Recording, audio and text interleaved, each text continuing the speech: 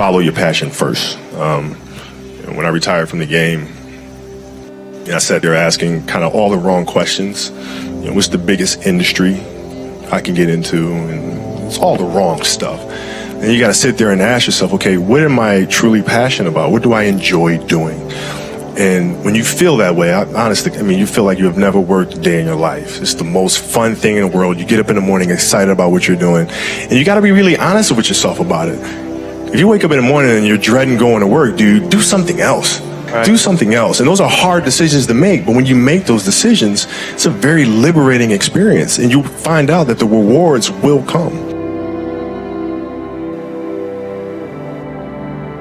I think the best way to prove your value is to work, is to learn, is to absorb, to be a sponge. But you always want to outwork your potential.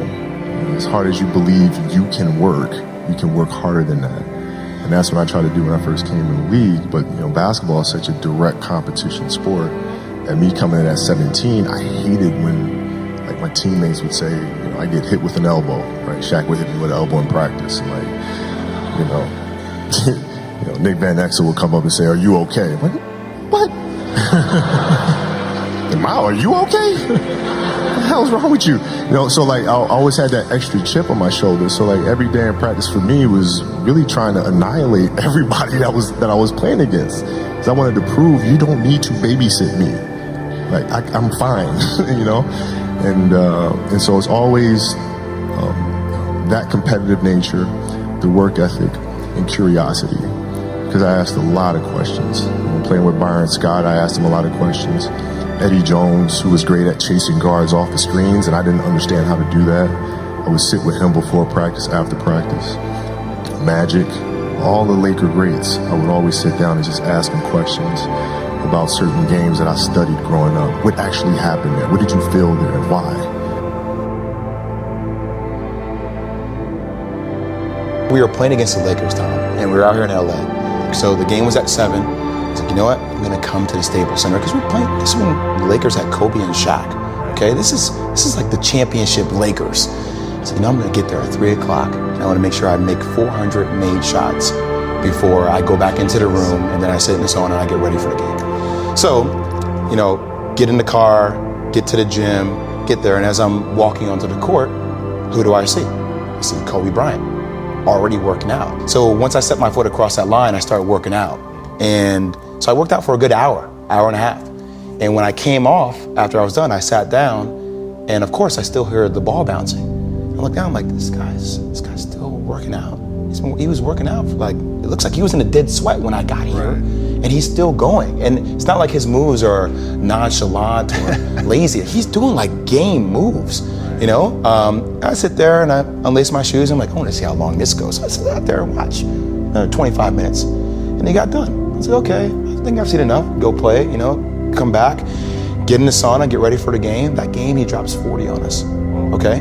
And after the game is over, I'm like, I have to ask this guy. I have to understand, why he works like that. Right. So after the game is over, I'm like, hey, Kobe, why were you in the gym for so long? He's like, because I saw you come in. And I wanted you to know that it doesn't matter how hard you work, that I'm willing to work harder than you.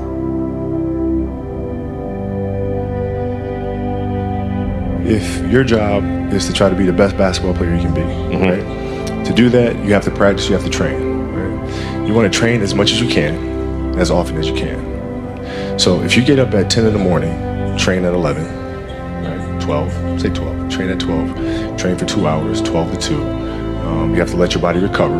So you eat, recover, whatever. You get back out, you train, start training again at 6.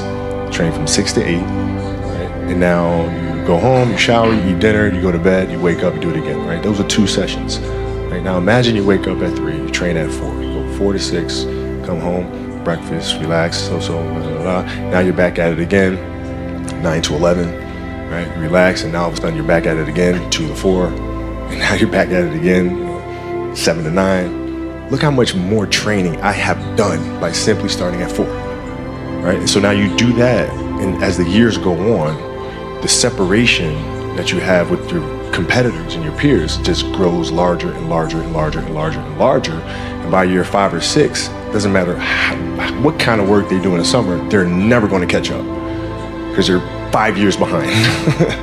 Right? So it makes sense to get up and start your day early because you can get more work in. If I start earlier, I can train more hours. And I know the other guys aren't doing it because I know what their training schedule is. Right? So I know if I do this consistently over time, the gap's just going to widen and widen and widen and widen and widen, and they won't be able to get that back. So to me, it was just common sense. I'm like thinking, how can I get an advantage? Oh, start earlier. Yeah, let's do that.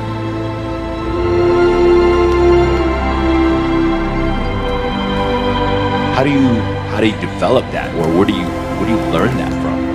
Well, I think it's just it's just a matter of what's important to you. What's important to you for whatever reason. I felt like I didn't feel good about myself if I wasn't doing everything I could to be the best version of myself. If I felt like I left anything on the table, it would eat away at me. I wouldn't be able to look myself in the mirror. And so the reason why I can retire now and be completely comfortable about it, because I know that I've done everything I could to be the best basketball player I could be.